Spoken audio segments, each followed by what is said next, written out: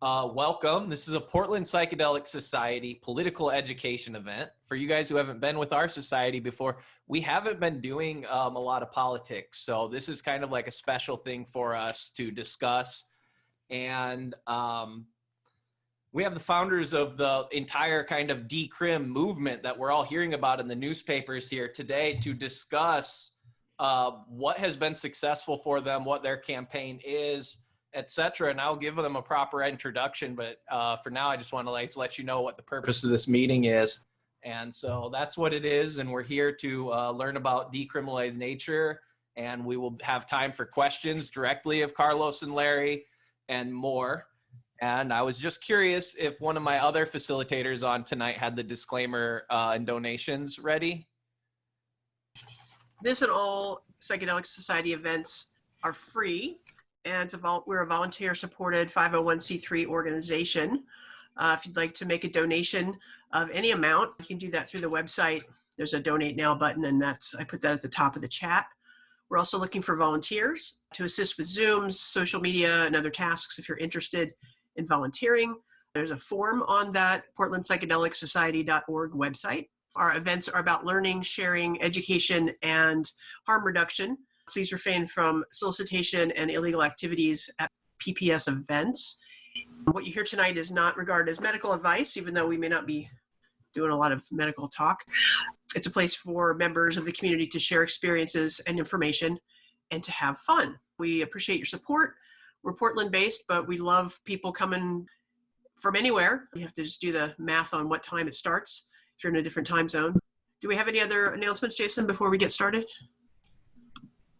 Always announcements. I will just go ahead and say that, again, this is a political education event. And so we get to have the people here who are leading these things come and teach us about them without necessarily trying to solicit us into their thing. And that's why this is so cool. But Portland Psychedelic Society doesn't necessarily endorse this campaign. We don't are an apolitical organization as it stands. So, but we are all actual people and volunteers who are really interested in this stuff, and we want to know, and we all have our individual feelings and what we're doing with it here. So this arena gives us just that opportunity to, hear about it from the people who are doing it. And we also have Alex on the call tonight. Alex, are you representing Decrim on this call?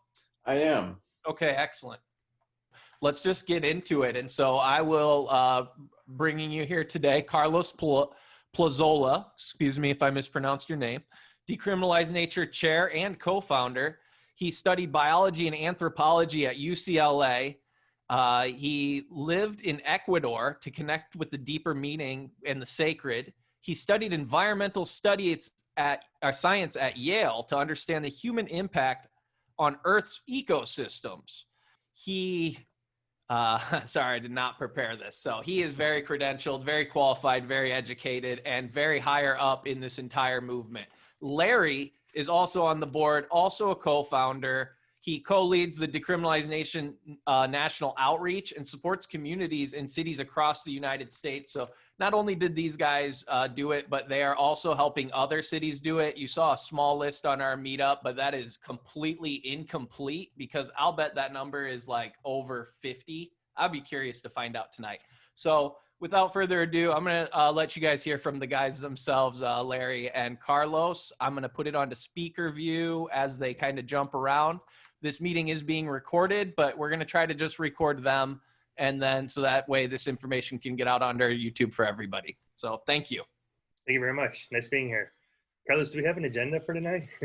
I don't have, so I'll tell you what, do you want us to present anything in particular or talk about the history, or what would you like us to present here for you all? Okay, would you just want to do you just want to give us maybe a brief shakedown for a few minutes and then we'll just go to open Q&A and we'll just talk? Sure, but in my community, a shakedown means I got to give you guys my bank account. You're going to put. Well, yeah. Kidding. All right. So I'll give a quick overview and then I'll hand it to Larry. So Decriminalize Nature was founded in December of 2018. A group of folks in Oakland got together. As you all probably know, in the Central Bay Area, we have a very strong psychedelic plant medicine community. And I found my way to this community after a very profound mushroom journey that I had. Looking to understand what happened, I came across this amazing group of people who were doing tremendous work, among them Larry, and I think about 11 or 12 other people. We got together one day, and my background was in politics, social and political organizing before I got into business. And so in part of the conversation, I informed folks that I had worked in politics, and somebody suggested we do some kind of legislation in that meeting, and that was in December 2018. And so we said, yeah, let's do it. So then a group of us, and we're going to send out a handbook, by the way, that's about 120-page long handbook. That's everything of substance we've completed, as well as some tips on organizing in your own community. We're going to send that out to everybody, and we'll share a little bit of what that looks like today. But it tells the origin story, and it's a pretty interesting story. The decision was to emerge from a place of love, and whatever that means in any given moment, compassion, justice, equitable access, ground up, bottom up, community-based ceremony, self-agency, all the things that enable people to find their own path towards healing. So that was December 18, and then we organized, we worked with our council. We had about 30 or 40 meetings with council. We went so far as to just sit in the lobby of council and wait for someone to come out, and then we talked to them. So we were persistent. And that's the key thing. We were just persistent and a pain in the ass to them. Eventually they met with us, and eventually, because the information we gave them convinced them, because there's so much great research in the world of psychedelics that and historical and ancient practice in the world of plant medicine, that we convinced them. We got a sponsor, Councilmember Noel Gallo. He brought it to council, to the Public Safety Committee, and then to council. And then our work was to educate the other council members. The key thing first, though, was finding the sponsor, which we found. And then from there, our work was education. So we passed it June 2019. Soon thereafter, we got a bunch of inquiries from cities all over the US and in fact in other countries as well. And I'll let Larry take it from there, and he can kind of bring us current to where we're at. Maybe pitch it back for the OCHI, Larry, and then we'll pitch it back and forth. Yeah, perfect. Yeah, so I'll just kind of like weave through some of what Carlos was saying too. Was such a you know how when those experiences happen, that's just like coincidences are just falling in front of you, and everyone's in the right room, and everyone's like, oh, I can do that thing, or oh, hey, this thing. So just like we all just randomly met, together to talk about this really important thing. But at the same time, it wasn't our intention to really engage in this conversation. But we had people who were botanists in the room. We had myself and does the integration work and just finished my PhD in this area on integration in ayahuasca. We had somebody else who's a nurse practitioner, for psychiatric nurse practitioner. We had Carlos who knows about politics. So it's like you get that kind of room together and everyone's kind of thinking about things, and it's like, wow, we can actually maybe make this happen. And I'm really so just honored to have been in a room that everyone decided to say yes. That's the second part of it. It's one thing to have everyone in the room. The second thing for everyone to say yes and work together. And that was really beautiful. And for me personally, this whole process, I never played with politics really in sort of any engagement way before this had happened. So it was totally new for me. This is a total extreme learning curve for me. I totally was unaware and completely disillusioned, to be honest. I didn't really think anything was possible. I didn't think it would work. I thought we'd have to go through a really long process or whatever. And this was really, I think, healing for me in terms of reestablishing my understanding of wait, democracy works for us. These are our elected officials. I don't have to be afraid of asking them. This is their job is to protect our rights. And so that was a really big part for me in terms of healing we're dealing with this right now. There's so much turbulence, and where do we go and how do we really end? But local communities, local government, you can make change happen. I think that was really powerful for me to see that. And so as Carlos was saying, we hosted an event in March. We had about 150 people show up, just kind of getting the audience and rallying the crowd in Oakland and everything like that. We had these great talks. I think the May 28th public safety hearing, which was the first of the hearings, there was about 100 people, I think, that showed up that wanted to speak. We talked to maybe 20 or 30 of them and knew that they were going to speak. And then 70 more people that we didn't really know wanted to also share. And so it's a public forum, anything could happen. It's possible all 70 of them were like, this is the worst thing ever. And so it was kind of we were like, okay, what's going to happen here? And it was almost 100%, maybe I think 2 people I think one person thought it was a different talk, so I don't even know if that one really counts. But one other person was like, "Oh, I don't know if this is a good idea," but like, you know, of the rest of them, probably 95 people to 100 people were like telling amazing stories, coming from the heart, standing up on a public stage to be recorded on government record that they broke the law. Like, you know, we talk about coming out of the closet day for psychedelics. Like, this was something serious. It's not just voting a ballot and it goes in. This is like standing up on stage, it's recorded publicly, and you're saying this was really powerful, this helped me heal. And I still, you know, get the goosebumps and the chills from all that, right? And that was our first one. And then we had a 1 week time frame, so we had to really hustle to get to the final vote. So that was one thing fantastic about Councilmember Gallo. He was really like on it. He really wanted to move this forward. He was really believing in what's going on here. And then the second event, we also had about probably, they asked, you know, could you tone it down? There's a lot of speakers last time. We don't want to be here until 3 in the morning. So I think that still 30 to 50 people felt compelled to speak, compelled to tell their story, compelled to be on record, to really be a part of this. And the story's there. And I think this is the beautiful thing. We talk about nature. You know, there's the mushroom conversation that's happening right now. Right at the beginning, we were like, hey, you know, let's talk about nature. We don't want to divide everybody up. You know, we're in the Bay Area. You know, all these groups exist here. There's ayahuasca groups, there's DMT groups, there's, you know, mushroom groups, you know, there's San Pedro and all the other types of groups that are here. If we start doing this one at a time, we're going to fracture everybody. So how can we come together and really work as a unit, as a team, as part of nature, you know, as an ecosystem? And that was really beautiful to see when we went into the talk. And all of a sudden, you know, people were sharing stories, and I share this story a lot, so I hope she doesn't mind that I keep bringing her up. But one story that was super impactful for me is a woman who was sharing about her her experience. And she's like, you know, 5 years ago, I was addicted to heroin. I was about ready to commit suicide. You know, I didn't know what to do with my life. I had an Ibogaine experience, and here's my 4-year-old daughter. And it's just like, even still, you know, and it's like everyone in the room was just like, you know, like really powerful kind of conversations where you can see the transformation. It's not a study that somebody reads in a paper. You're seeing the tears stream down her face as she tells the story. You see people throwing their minutes to her as she runs out of time, but still has more to tell. You know, it's like the whole room could just feel that energy. And I think probably, you know, I watched the end of the hearing quite a bit, because there's an applause, like right when they vote for unanimous decision, it was like you can hear it, and she had to even cover her microphone, right? The whole room just like, you know, you don't hear that for a lot of things. You know, it's not like people are going to get that excited about most of the things that go into a public office or, you know, government vote. But here was this happened. Okay, Larry, to interrupt you, there was the loudest, because I'd worked in council for 7 years. It was easily times 5 the loudest cheer we ever had at council the entire time. So it was tremendous. But sorry to cut you off. No problem. Yeah. No, I mean, I think that was just such a beautiful part of that, and just like to feel that energy, you know. And so that's kind of the energy that we carried through. Like St. Carlos said, coming from a place of love, bringing people in, really making sure all the voices are being heard, making sure that we bring everyone together and work in community. And then you could hear that sort of that release in that cheer, and it was just really beautiful. And even before we had completed, you know, the vote, Berkeley had already started talking to us. So Berkeley's kind of sister city with Oakland, so right next door in the same county. And they, you know, unfortunately, because of Corona, it got a little bit stalled, but they were ready to sponsor even before Oakland had passed the vote. So already the movement was happening. So we're like, wow, maybe this is something that can be a template.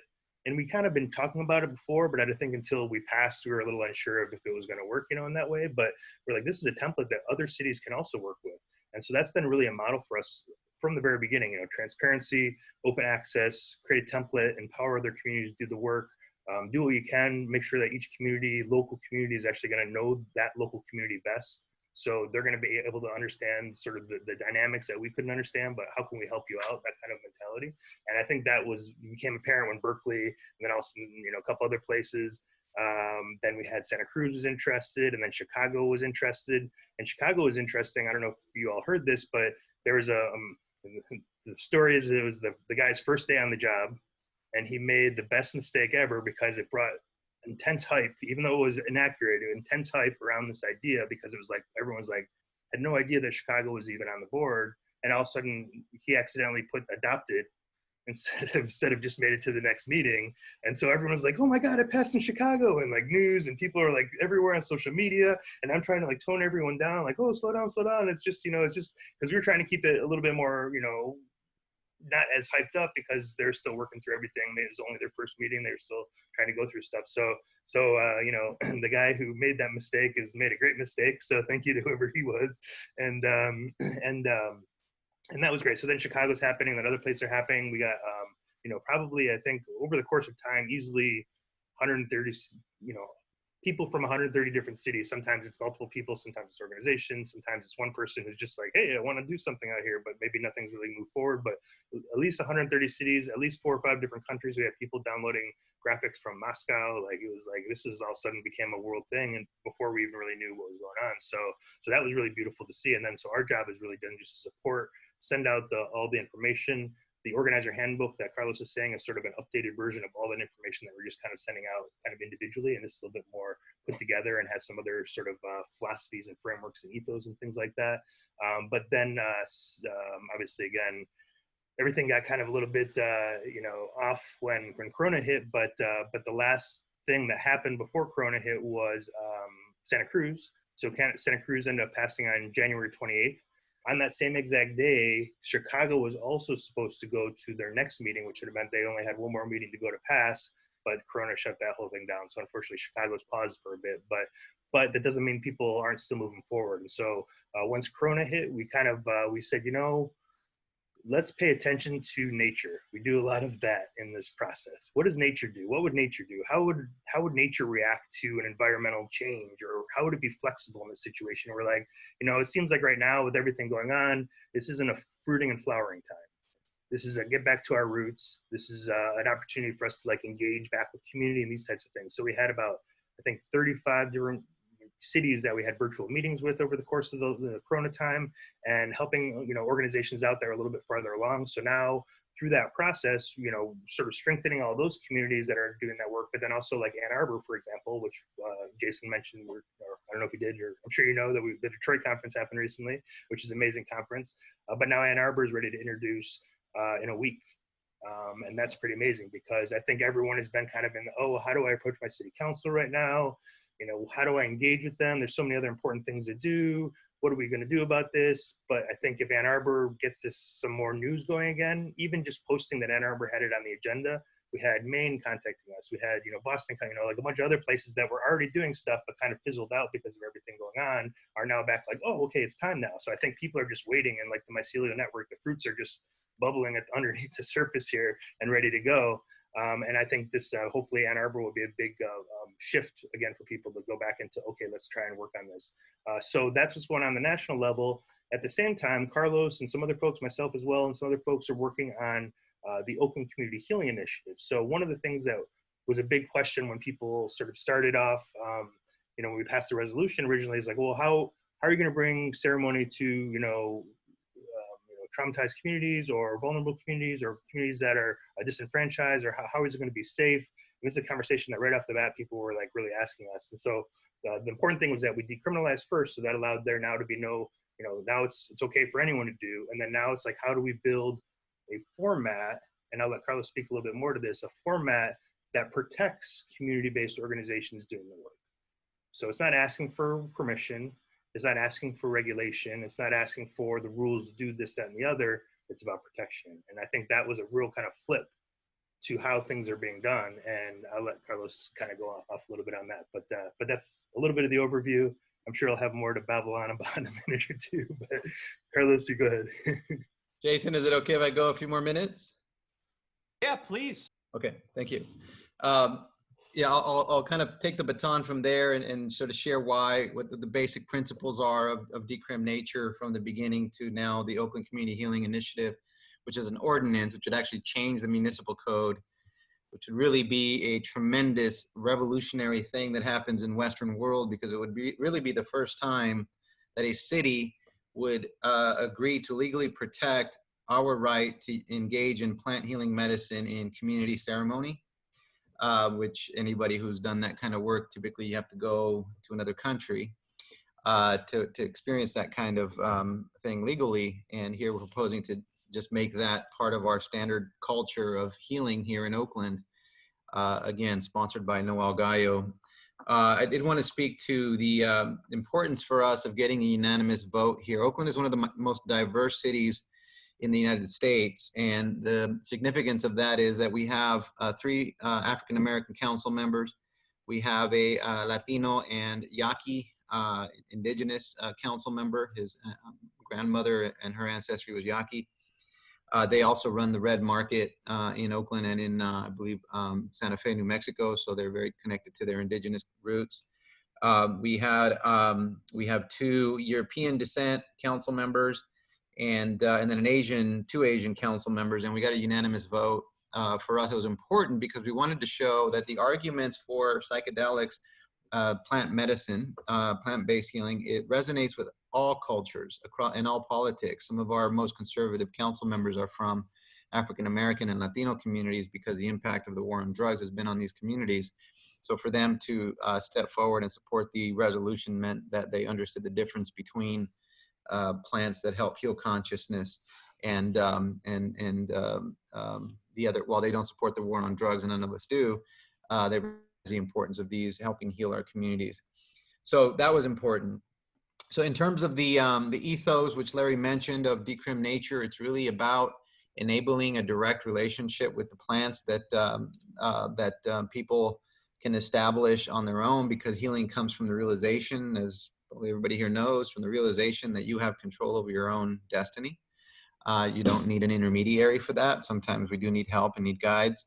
But our role really is to support that bottom-up approach. In the United States and many other countries that have a very top-down model of economics and politics, increasingly in the United States, the models where others are providing healing services, medical, therapeutic, pharmaceutical, corporate, all of those will find their way into the approval process, into the initiatives, et cetera. But we really thought it was important to bring something that could ensure that even the most vulnerable people in communities could have access to plant healing medicine within a community container. So our approach is really the Oakland Community Healing Initiative, which is now the ordinance. It's kind of step 2. Step 1 is decriminalize. Step 2 for us was to pass an ordinance that enabled the most vulnerable to actually have legal protections for community-based healing. There's 4 things. One is if people agreed to a set of safe practice guidelines that are developed by community experienced facilitators in community, then they would get legal protections from the city attorney's office. We also have and so that's kind of the big thing that helps us develop culture in our community, culture around community-based healing.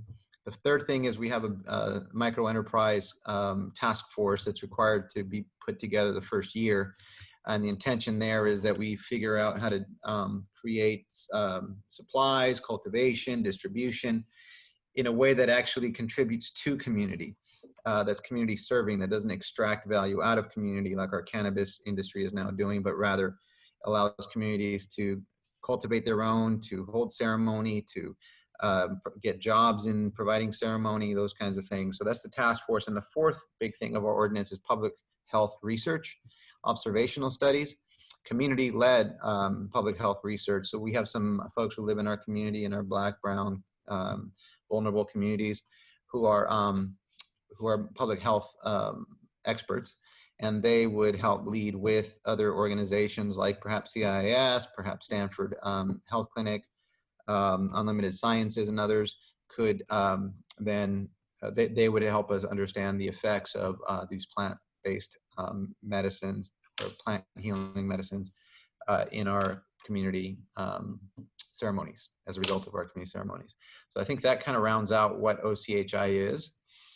We think that this approach can coexist and live well with therapeutic, with medical, with corporate. All of those can coexist in our complex, diverse community. Different people want different modalities. So they all have to coexist. But the important thing for us is that we show that this can work early so that other communities can then emulate it and show that it works. Thank you. Excellent. Thank you for adding that in, because I was super curious where that stood. And I have a ton of questions personally, but I see TJ has had his hand up for a while. TJ, did you want to unmute and ask a question, or did you have your hand up for that reason? Hi, everybody. I just wanted to introduce myself as a newcomer. I don't want to waste your time, but I'd like to jump in and help you all out as best I can.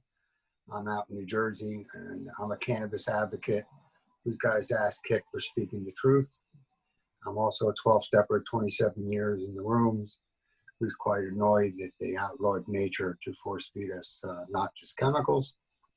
I am drug-free over 5 years from psychiatric meds for misdiagnosed PTSD. I'm a trained counselor, and I'm a former IBM executive from HQ who wants out of the rehab that escalated them and closed them with the CEO of IBM. And I'm trying to make a comeback, and I want to connect up with the community, heal, and help other people heal. So if there's any way you guys can use me, please let me know. Thank you. Excellent. Well, I'm sure you're going to start receiving a few messages from our volunteers right now. I appreciate you. I had a question. Okay, so the resolution is decriminalizing plants, all natural materials that can connect you to nature, basically, kind of loosely worded in such ways so that we're not saying it's only mushrooms. Is that correct? Yes. So it is all, and we use the term, so there's a lot of, when you unpack the complexities, right? So right off the bat, we use the term entheogen instead of psychedelic. Why do we do that? Because when we were starting to write up the resolution, we put sacred healing plants. We're like, how easy is it for somebody to edit this? Oh, it's pretty easy. Okay, so then it's healing plants. Okay, now it's medicine. Now it's pharmaceutical. So okay, how do we put something in there that really speaks to this? So entheogen was the word we used.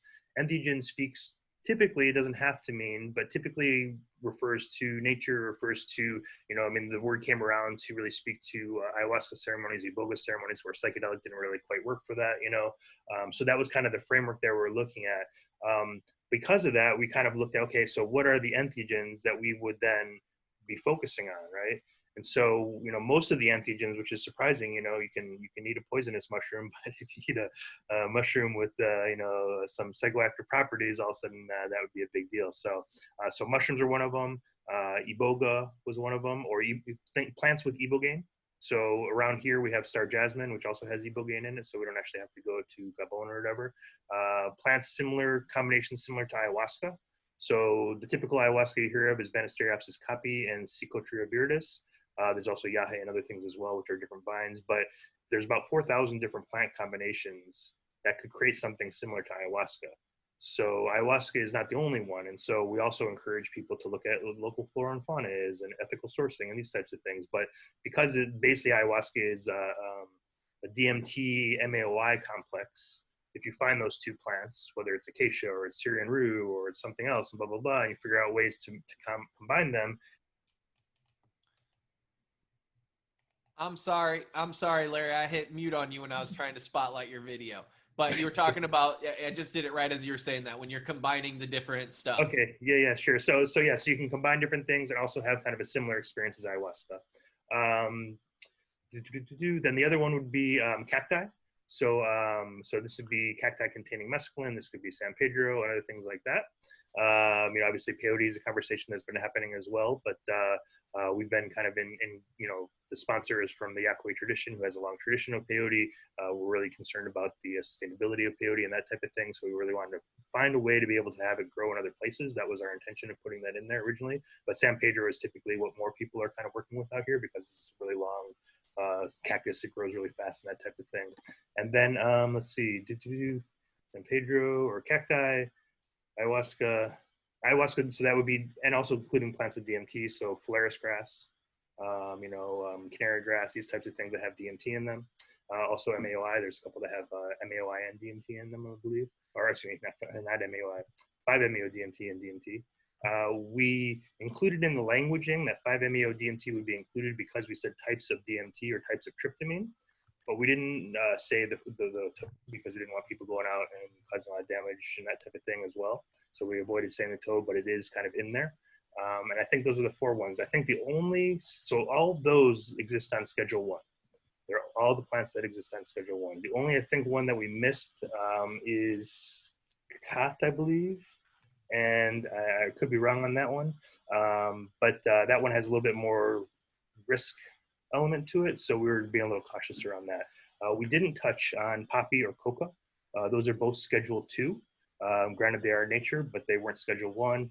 Some people argue that coca has a long history of tradition, which would allow it to be under the entheogenic framework, so that would be arguable. But we just focused on Schedule 1 because both poppy and coca are sort of already have exceptional sort of consideration under the pharmaceutical industry. That's why they're Schedule 2, because it's based on medical hierarchy. So we just wanted to focus on the plants that we thought were healing, that we thought were valuable in terms of this type of work, and also were entheogenic.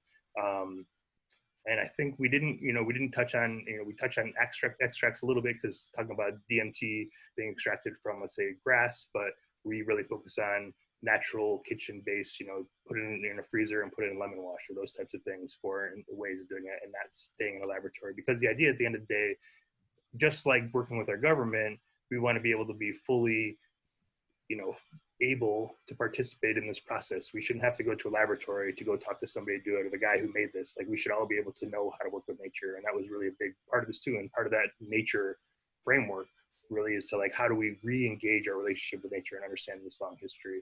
So that was the list, I think, of everything that's on there. Nicely done. Nicely done. Okay, well, go ahead, Alex. Does that also include the toad?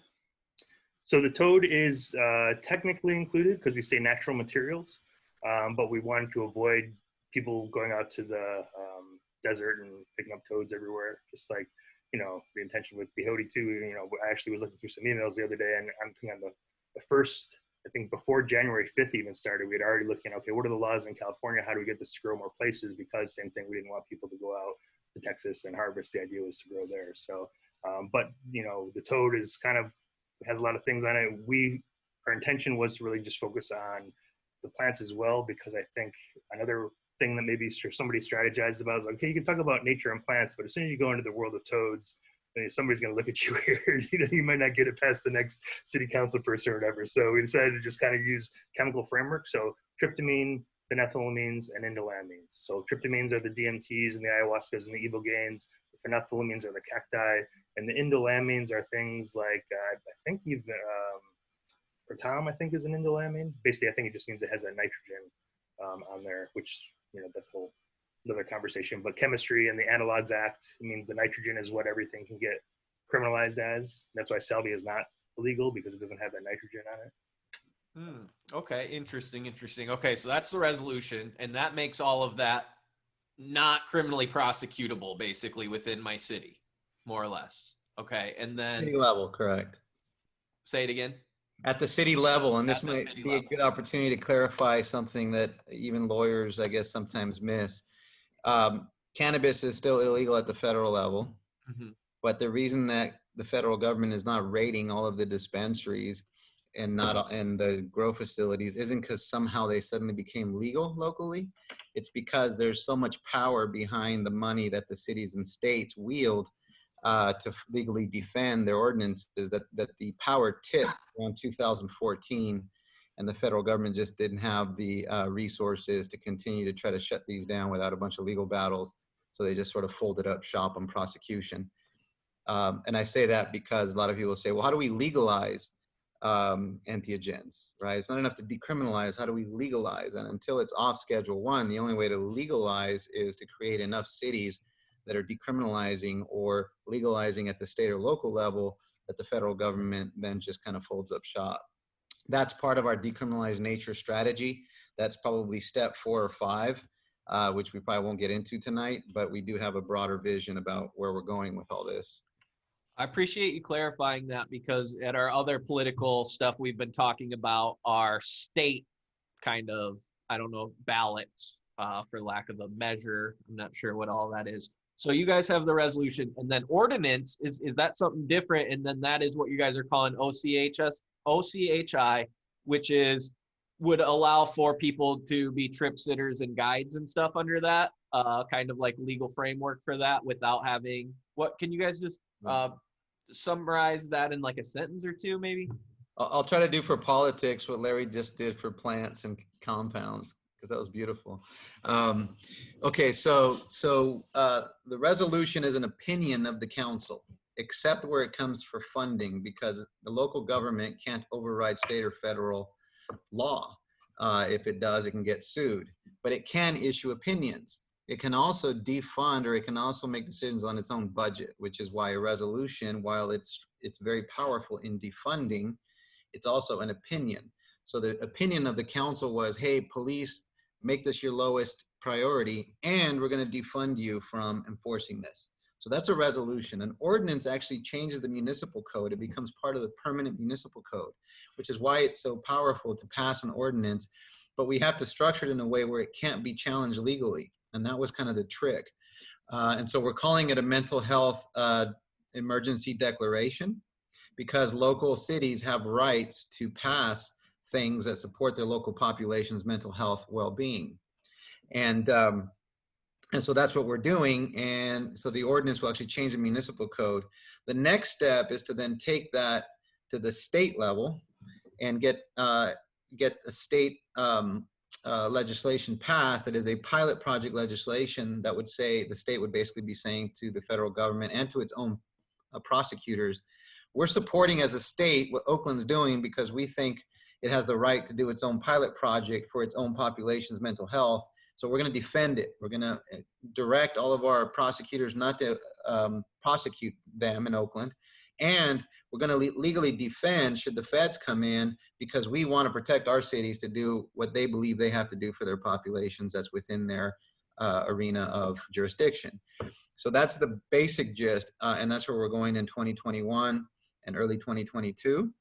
And we've actually partnered with Dr. Bronner, or David Bronner, and Dr. David Bronner, Les is on the line here, to get that passed legislatively by 2021. Eventually, where we want to go with that is we want to be able to protect the licenses and the basically the license and certification of doctors, therapists, psychiatrists, and others to be partners with us in doing community-based healing, so they don't have to worry about losing their licenses. That would be kind of the next step. While we're doing all of that, we're also going to be meeting with our federal attorney general's office that's based here in the Bay Area, and telling them what we're doing. We're not trying to hide anything. This is what we're doing. And when we go in to meet with them, we're going to go in with a group of veterans of war, with veterans of the war in our war of drugs, and our war on the poor, and our war on racism, or our war on race. And we're going to all go in arm in arm into the Attorney General's office and say, we're doing healing. We would like at least your unofficial support. And we believe in that way we'll start to sort of break down the federal government's resistance to plant-based healing medicine at community level, and then get it removed from Schedule I ultimately. Particularly this next election is going to be important for us on being able to have access. As we know, the vice president actually comes from Oakland. So vice presidential nominee comes from Oakland. So yeah, so that's kind of the big picture scheme. Okay, excellent. So what I want to do now is, while we have a few minutes, I do want to hear from Alex probably about 7 o'clock. But until then, let's just take questions, because you guys have laid out a lot. It sounds really interesting. To me, you know, I'm not going to put my opinion on the line as the front of the host, but I'm curious to hear from everybody else. Anyone have a question about decrim? Any specific questions about what happens next, or you know, about any specific portion of it? The guys are here right now for you to ask your questions, so please unmute. And how closely did y'all work with the initiative process, folks? And do you have an intention in places where you're expanding this movement to fall back on an initiative process, or more kind of brute force measures when you can't get a city council or somebody on board? Yeah, thank you. Great question, Richard. We had some concerns with the statewide initiative, principally that it would supersede any local jurisdiction. So it basically would have erased our local legislation. And we talked to the authors and sponsors of that statewide initiative, and they weren't interested in removing that. So we didn't oppose, couldn't get behind it. And then also there were some changes made that we weren't aware of until the night before the changes were actually made and submitted to the state. And some of those had to do with sales. So because of that, we also didn't have input there. So we chose to not endorse or oppose that statewide initiative. They can coexist, certainly. Ours can coexist with that one. And we can also coexist with initiatives similar to your Side 2020 in Oregon. With DATRA, if this happened in California, So we believe they all can coexist. It's all about timing. In California, we're trying to do the timing right, where we protect the most basic rights first. In Oregon, it sort of happened in a different chronological order, but I think you've got a lot of political will there and support from the sponsors of the various initiatives, as well as you have a very strong Decrim Nature team out there that passing Decrim Nature after Side 2020 seems very feasible. Excellent. So, I had a question. Yeah, what legislative thing were you actually talking about happening in California? Are you talking about the psilocybin? Yeah, that was Decrim California was psilocybin mushrooms only. Gotcha. here's a question from the chat, and that is there like a central website where we can track what's going on with the different stuff, that's happening across the country? Man, I'm trying. it's hard to do. I mean, yes, that's something we're definitely trying to do, but we were trying to do that right before Corona, and then Corona just kind of like, messed everything up for a little bit, and then everything else that was going on, everything got kind of off track. But I try and keep everything up to date on our social media, so you can check out our Instagram or Facebook at Decriminalize Nature. Our plan is to have a map on our website with exactly what you're saying, where someone can zoom in and see a little red dot or whatever and say, oh, wow, there's actually 3 or 4 cities right next to each other, and here's the contact people, and here's the logo they have, and here's da-da-da. So that's our goal for sure.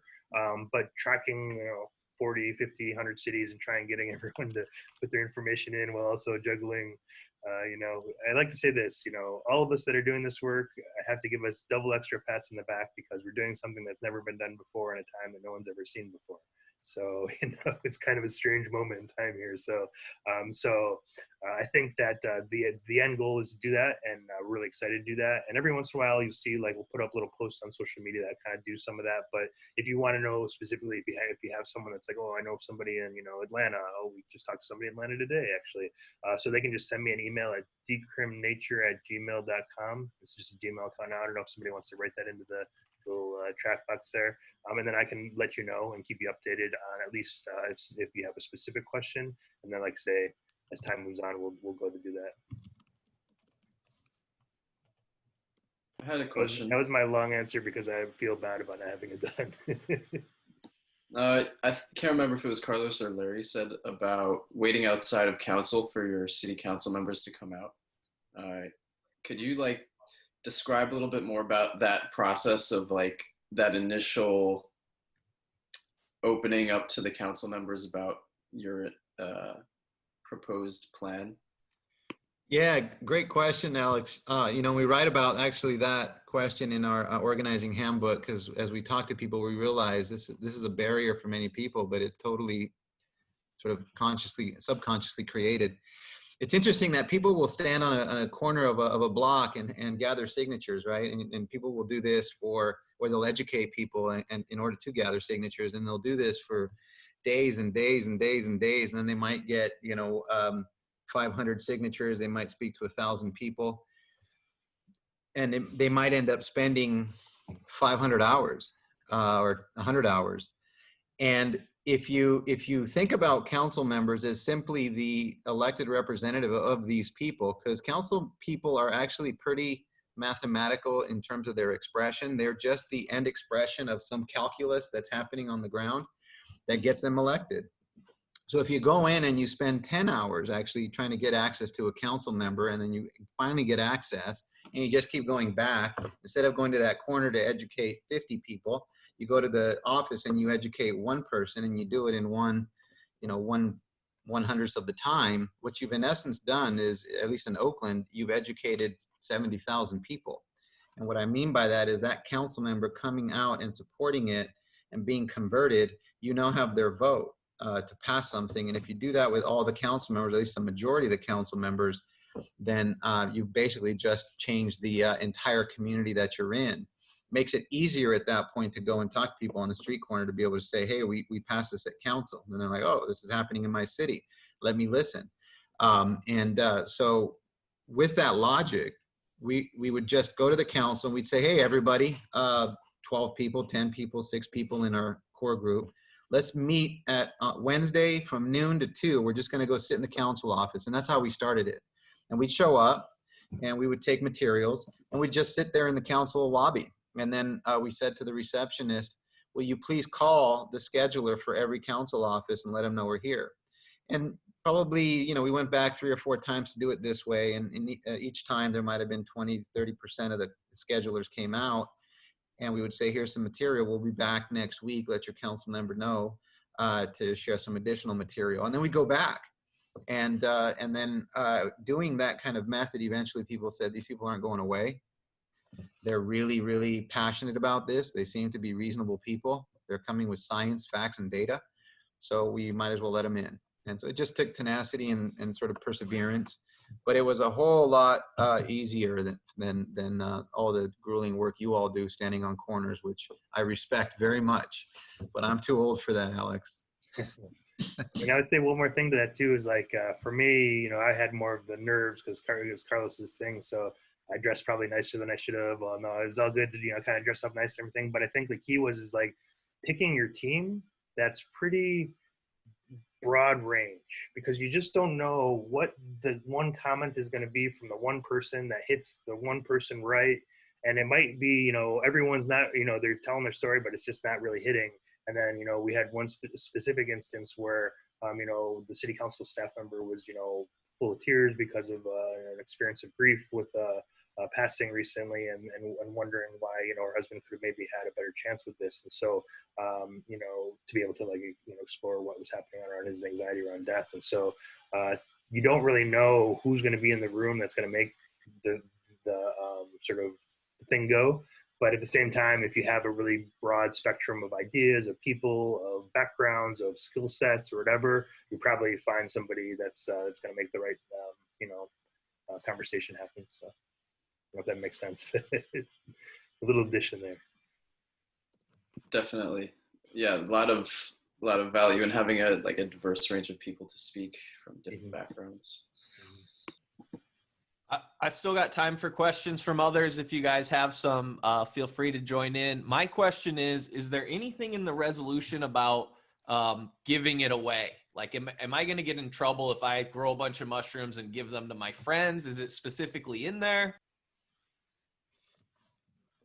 Yeah, well, the whole resolution is based on the concept of treating entheogenic plants as you might treat tomatoes or oranges. And that's the easiest way to explain it, because you can grow your own tomatoes. You can sell your own tomatoes. I mean, not sell your own, you can give away your own tomatoes. You can have a big tomato party at your house, invite a bunch of friends over and just share tomatoes, and everybody eats tomatoes. And there's nothing illegal about that. And so we basically emulated that. When you get now, you know, even the fine people who stand on a corner to sell oranges, technically that's not illegal because they're actually transacting a sale.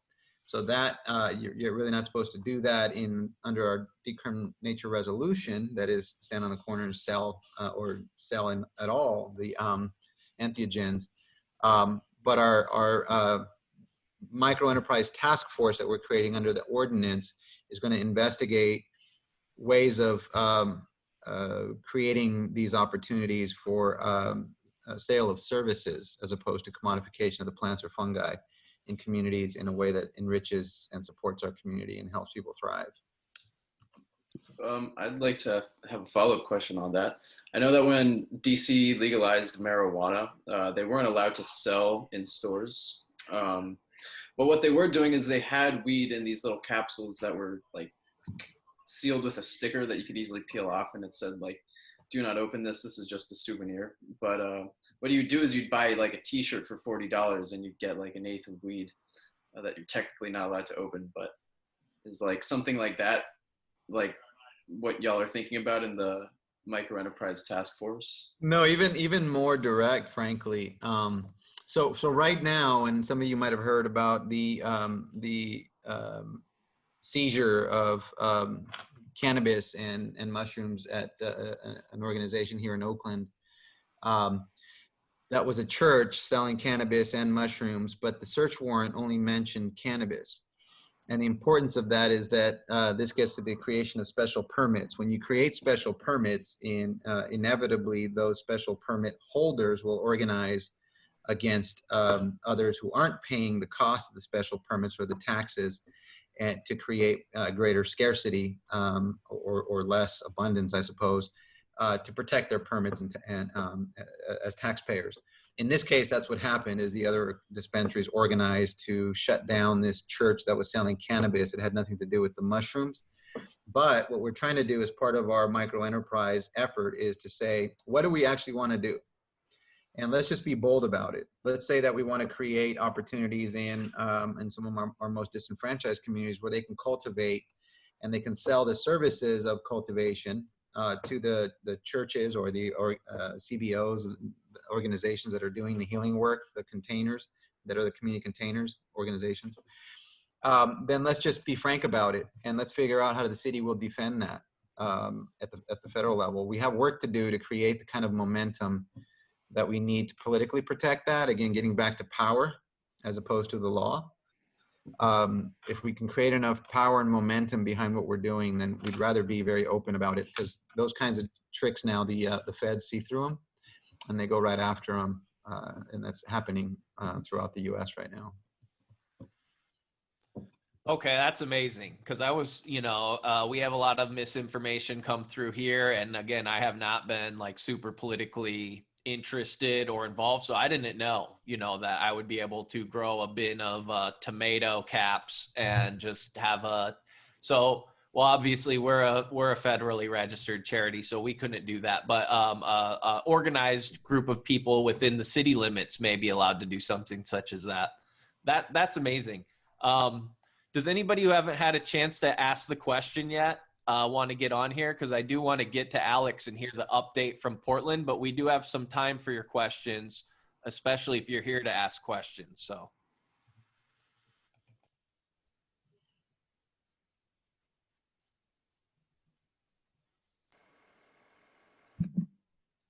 Hey everybody, this is Casey. Yeah, I want to thank Carlos and Larry. Thank you so much for doing this presentation with us tonight. I'm really excited to put it on the YouTube page. I'm president of the Portland Psychedelic Society right now. So it's great to have you guys on. And love the information, love the work that has been done in Oakland. Hoping for that to be done here in Portland. And I know less with Bronner's. Dr. Bronner's is on the call tonight. And I was just wondering if maybe he could talk a little bit about, or if he would feel comfortable talking about the support that Dr. Bronner's gives, this movement and some other movements for the legalization of entheogenic medicines, and why they're choosing to do that.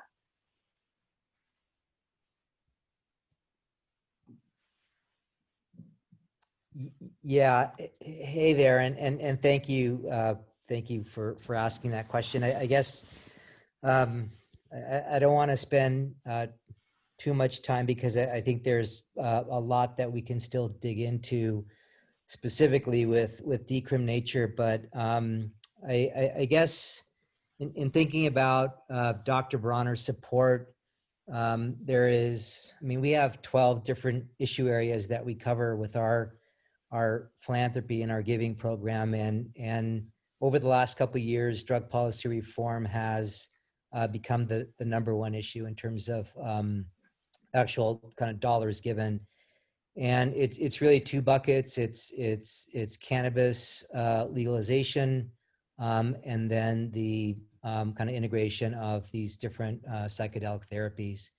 And as I think Carlos alluded to earlier, there is, from our point of view, at least in terms of what's going on in Oregon, it's never sort of an either or question, and there's these different approaches and different strategies in terms of how to really begin to think about integrating our psychedelic allies, and we support pretty much all of the above. We support the Decrim Nature movement in Portland, as well as in other cities, particularly DC. We're putting a lot of resources and firepower behind that ballot initiative. But then we also simultaneously support what's going on with PSI 2020, which is more of a legalized and regulated framework for access to psilocybin. And then also the purely sort of medical model, which is being spearheaded by nonprofit organizations such as MAPS and USONA. MAPS taking MDMA through the FDA approval process, USONA doing the same thing with psilocybin. And so that's what we're focused on in terms of the, I guess, the policy and kind of the different sort of regulatory framework options. But then we also really want to support those direct service organizations that are doing this work and working with different communities, vets, and also different organizations that are supporting underrepresented communities, BIPOC communities as well. So just as a couple of examples, we support Heroic Hearts, which is a nonprofit that is raising money for scholarships for vets to do ayahuasca treatments in Peru. And there's another organization called Vets, VETS, which focuses on Navy SEALs that are have been dealing with either PTSD or addiction issues or traumatic brain injury, and supporting same sort of model where we support them doing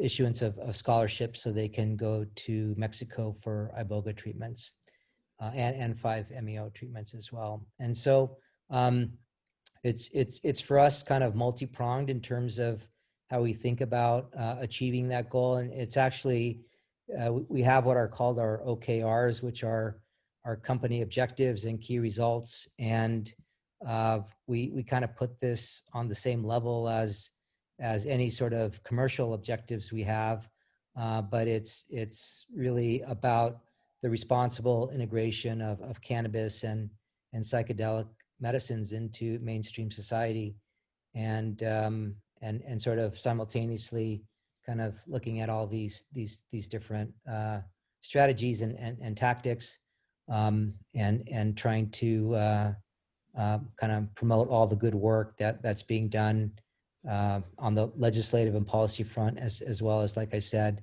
the nonprofits doing the hands-on direct service work with individuals. Awesome, Les, thank you so much. Thank you for all your service, and thank you for informing us of that. Thanks, Casey. Yeah, great to have you on the call, Les. Sorry if you saw, I accidentally tried to paste a private message to Casey there and kind of blasted out your name in the chat room, and I didn't mean to do that, so I apologize. Any final questions moving back to Decrim, or are we ready to hear about what's happening here in Portland with Decrim?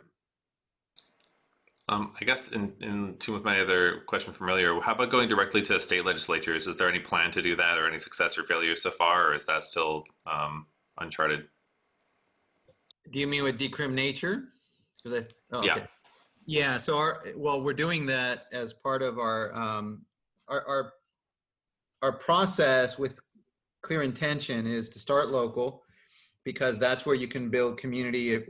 Our intention is to build local culture, because we want to give people self-agency over their own healing process. And to do that, you need a community that can sort of help people be a container. You don't have to have that, but for many people with the most severe forms of trauma in our community, the most vulnerable, the unhoused, people who are recovering from addiction, then it's nice to have a community container and people who know how to do it. So we're trying to build that culture, and it's easier to build that locally. So our intention was first pass something locally, show how we can do it here by building our own community and culture, and then get the state to pass. So this is what we're doing in 2021. is it's to get the state of California to pass legislation that enables a pilot project creation. In this case, it would be Oakland, but other cities can then opt in, or their counties or cities. So I was in communication this weekend with someone in San Diego. There's a very strong group of leaders in San Diego. If San Diego opts to adopt the model of community-based healing, then they could opt into this program, and the state of California would also protect them. And so this is the way that we build bottom up. The challenge with going statewide, which doesn't mean it shouldn't happen, this is just one of the challenges, is then it sort of happens so fast that you don't kind of build a local community culture. And we saw that with cannabis. A lot of the things that we're doing are taking lessons from how cannabis rolls out, which here at Oakland, it's been rolling out for about 20 years. So that's that, but and the DC one is a big deal. That one is an initiative, and it's obviously a big statement nationally, but so far we don't have any going straight to statewide from Decrim Nature, although I'm sure in the future we'll see more of that. But like Ochi is like one of the first steps towards having a statewide model, right? It's about having like a pilot city to represent. Right. So Oakland Community Healing Initiative is our ordinance, and it creates a container in the city where then communities can build their own containers of healing. You might see healing protocols and methods emerge differently in a Black community that already has a lot of different radical healing models happening there than you might see in a psychedelic or European or white community. And then you'll see in an Asian community that's had a long time, say a Chinese community that has a long connection to plant-based medicines. So we want to enable that level of flexibility to emerge in those communities. And our ordinance does that because it's very vague about how to implement it, which we're leaving to communities. And then so Oakland would pass that ordinance, and then the state hopefully would pass legislation protecting that right. I really like sort of the opt-in strategy too, because from the state perspective, they're like, okay, it's just Oakland, this pilot project in Oakland, and then all of a sudden it's like, oh, actually, if somebody else wants to opt in, they can. And so it's only going as far as going as far as the next city is ready for. So it doesn't necessarily like if the city's not ready for it, they shouldn't have to think about, oh, what are we going to do, or the city council is trying to figure out how to make rules or regulations. When a city's ready, it can opt in. And I think that's just such a beautiful strategy because, it also sort of, again, brings that sort of responsibility back to the city, back to the community, the self-agency. Like, who's going to regulate? We have to regulate our own community. We don't need anyone else to do it, but when we're ready, we can then opt in for this. And I think that's going to be kind of an under the sort of radar kind of focus there, but I think it's really brilliant strategy. Yeah. Another important point is when you go the legislative route, hiring a lobbyist, we hired a lobbying team out of Oakland, but they have state and national connections. And we've known them, I've known them for 15, 20 years, good people. The total cost of hiring a lobbyist to get through state legislation is roughly about $100,000 to $150,000. Whereas if we're going to do it through an initiative process in the state of California, the going rate now is 20 to 50 million. So you could see the difference when you have to do a statewide initiative and you have to raise that kind of money. A lot of people ask a lot of favors, and that's where things can start getting a little squirrely. Again, referencing back to cannabis, speaking historically.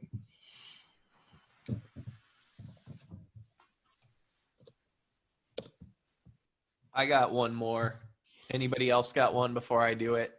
Go for it.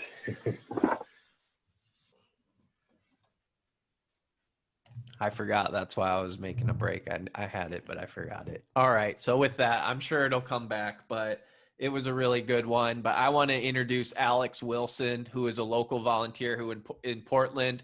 Portland, we are going to learn, is doing something similar. Many of you have met the Decriminalize Nature volunteers out gathering signatures to get on a ballot. I don't know if that's still happening. It might be that we're trying this new initiative thing. I'm very curious to find out. So this is the first time I'm meeting Alex. So let's just hear from Alex now about what's happening here in locally. Cool. Hey, y'all. So I'm Alex. I can give a little bit of brief history about how we got started. I moved to Portland in November of 2018, following a very powerful mushroom experience. Really changed my life and made me realize that I didn't want to just live at my mom's house for the rest of my life in Maryland. So I drove across the country with my brother. In January, I got a job working for an organization called Shroom Pack, which was started by, which still retains many of the core members that have carried over into Decrim Nature. But originally we were supporting Psi 2020, which is IP12 at the time. We were raising money for them and we were spreading awareness. But our mission got a little bit derailed. There was definitely some conflict within the group. But eventually our group realized, we read more into the fine print, and PSI changed their initiative that no longer supported home growing or home cultivation or possession. So our core group really thought like, hey, why, maybe we should reconsider. And at the same time that happened, Oakland passed their landmark initiative, or I guess it was I guess you'd call it an opinion, or yeah, and that made us realize, hey, here's this place that did it, and now they're organizing all the rest of the cities. And so about March 2019 is when we got started doing this. And we followed a similar model that we had been doing before, where we were on the streets canvassing, we were raising money, we were asking people to donate, we were asking people to volunteer, we were spreading information. And that all went really well. Eventually we got to the point where we were ready to start lobbying our city councilors. But with time, it didn't really work out. We had one member who was possibly going to support our initiative, and that was Chloe Daly, and she's still currently in office. But she was reluctant, even though I'm believing she's had experiences with entheogens. She was concerned about her re-election. And so the sense of urgency was not there so much for her. So we had a hard time finding a sponsor, and whether she's our sponsor now is still kind of up in the air. But as our backup route, we started a petition committee, and we wanted to get on the ballot. We needed to get 40,000 signatures. We were a completely volunteer-based group. We had, I think, like 8 of us, maybe at one. That was like at the height of our number of dedicated individuals who were really like there at least like 4 days a week. We had like 8 people, and it was always going to be kind of a stretch. We had to get 40,000, and it was all done on volunteer time. Nobody was getting paid. And then coronavirus hit, and that really sunk us. And so since then, we've kind of stepped away from that. It doesn't seem possible anymore to be collecting signatures. So we've kind of been relegated to having the city council approach be our only approach. And so what we were doing was we were having our communication spots at city council on Wednesdays, where we would go up. Our friend Nick Combist had gone up, and then I had gone up. It's like a 3-minute or 4-minute slot that you get to talk. And surprisingly, most of our city councilors, with the exception of Chloe, had never even heard of entheogens. You'd think that, at least living in the Pacific Northwest, somebody would have heard of mushrooms by now, but Ted Wheeler absolutely had no idea what we were talking about.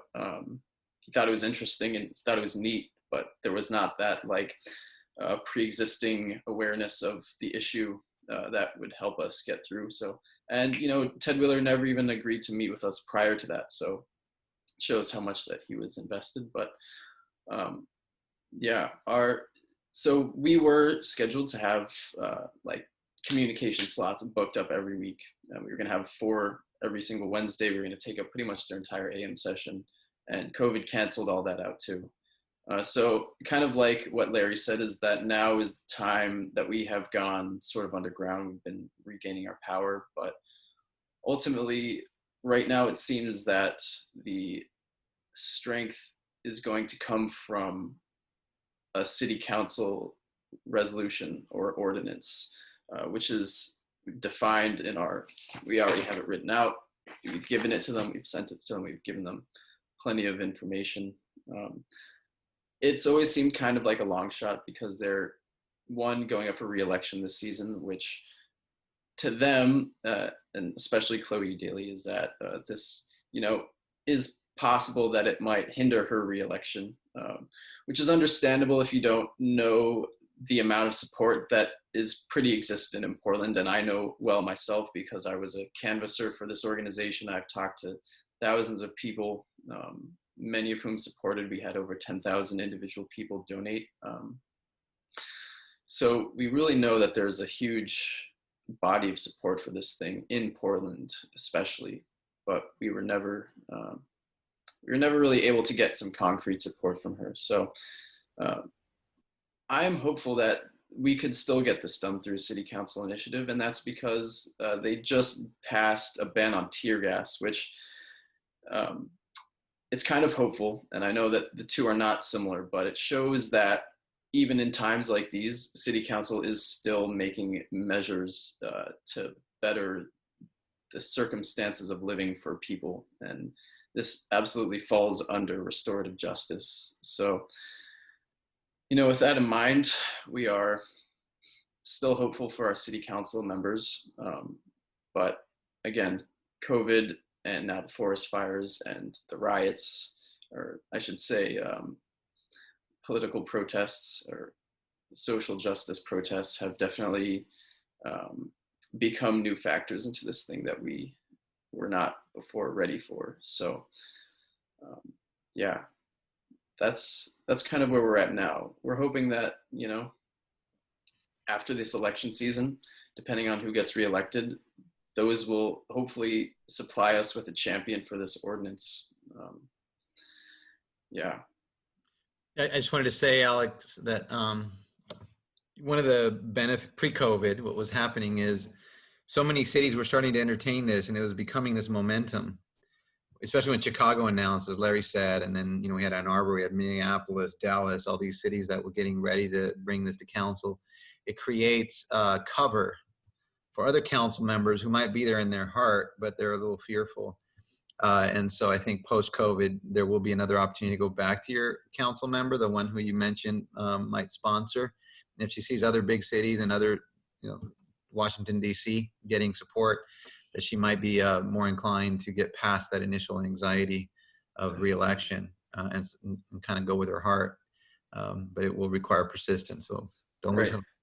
I think that after the election, it'll be a lot more viable to get real concrete support. And this is definitely a thing that I believe will win anybody who champions it a lot of support from the people, because it takes away firepower from the police, which is a huge thing right now. And it also gives power to the people, and it's for healing, and even since the protests have spouted off, so many people have been inflicted with trauma.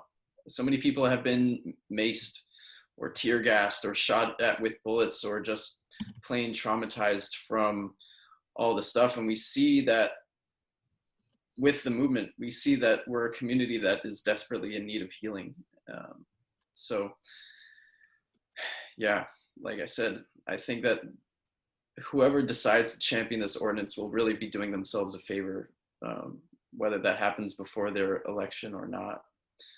But, hopefully. I think the post-COVID emergency mental health declaration will be an important way of going at it, because our communities have been really, in many ways, experiencing deep trauma as a result of COVID, obviously, in addition to all the other trauma that we had before, right? So it's a good Absolutely.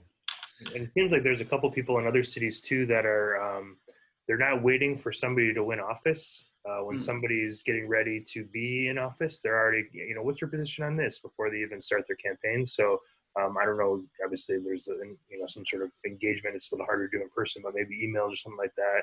And that way you're kind of setting people up for the next round. Because I know Ann Arbor right now is kind of in the same spot where they're about to get it proposed, but they also just had an election. So some people are moving in, some people are moving out. So you're actually talking to 2 city councils right now. So it's a little bit dynamic in that way. But that's also something I think that perhaps as you see sort of the new people that are coming up, maybe kind of just check in with them and see like where you stand on this, so you actually also know what extra stuff you have to tell them about. Yeah, we've written out a questionnaire.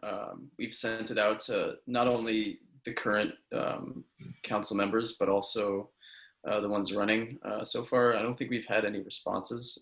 But that's definitely something on our part to be more diligent about. We like sitting in the lobby and just making these people understand that we're not going to go away. It takes being turned down a few times, I think, before they realize that like they can't just ignore us.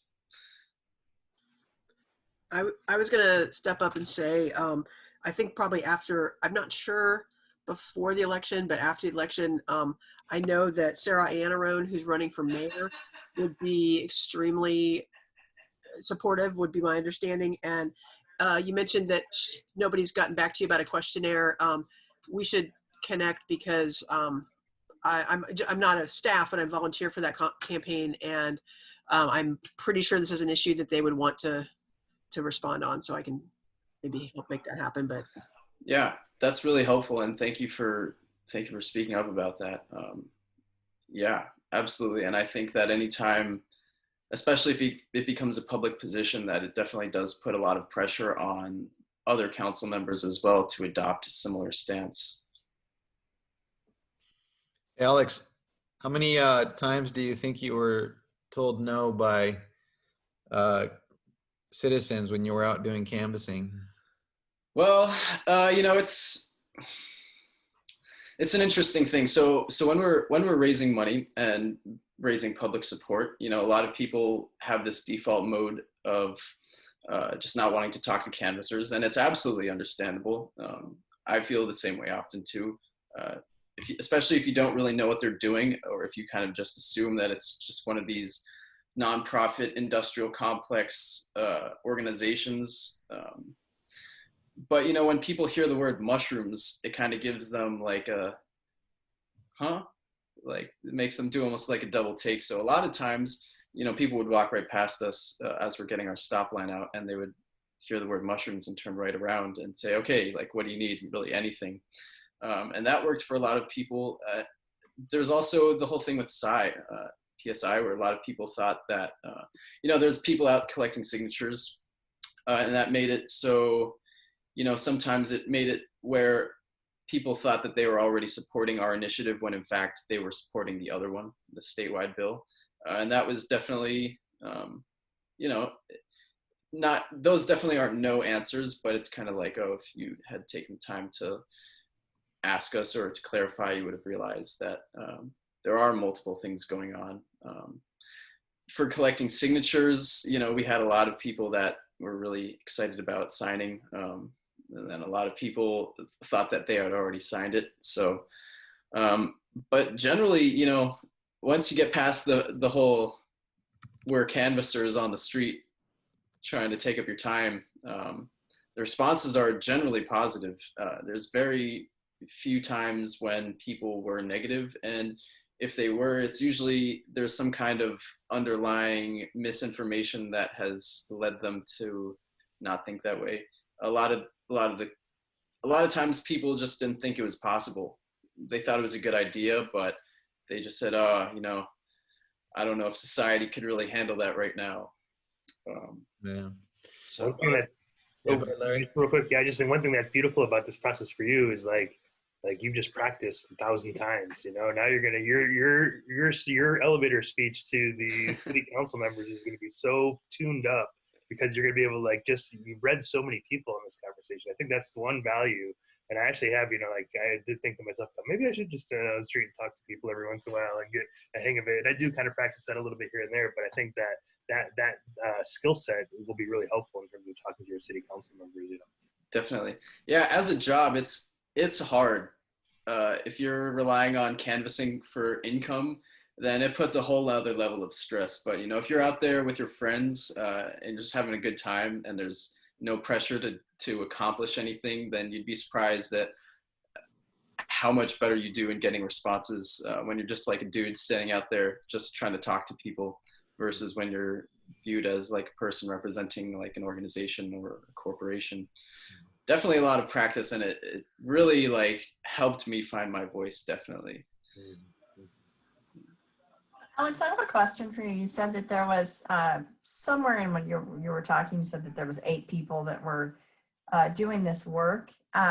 What is your, like, how many people do you have on board for like your core organization right now?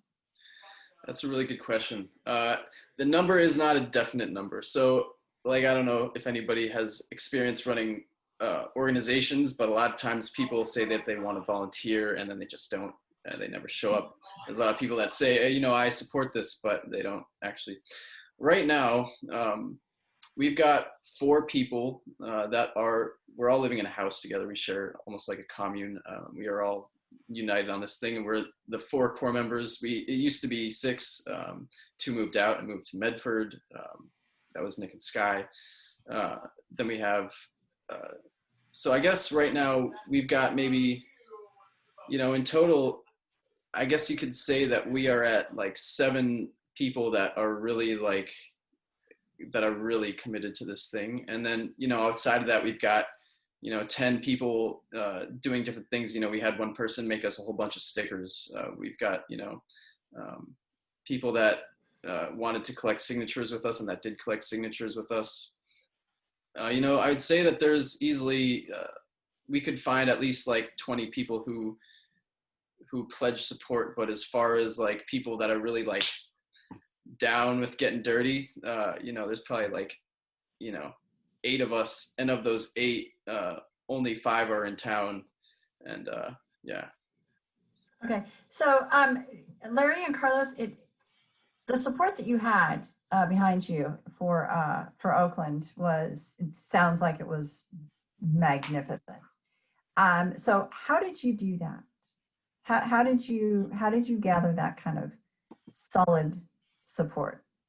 Magic. What'd you say, Larry? Nature? Magic. Oh, magic. Yeah, Larry and I keep taking, you know, credit on behalf of our group. I'm going to say it was the biosphere. We just said yes. But really, it was, okay, the following steps. One is we knew we needed to bring attention to the situation. So we started this big educational email campaign in our city. We just started dropping emails into our council members. Hey, do you know about this thing called ibogaine? Do you know about this thing called ayahuasca? And they're probably like, what the hell is this, right? So they probably hit delete, some spam. But it starts getting into their cognitive awareness. They're like, there's this plant thing. And they start talking in the halls.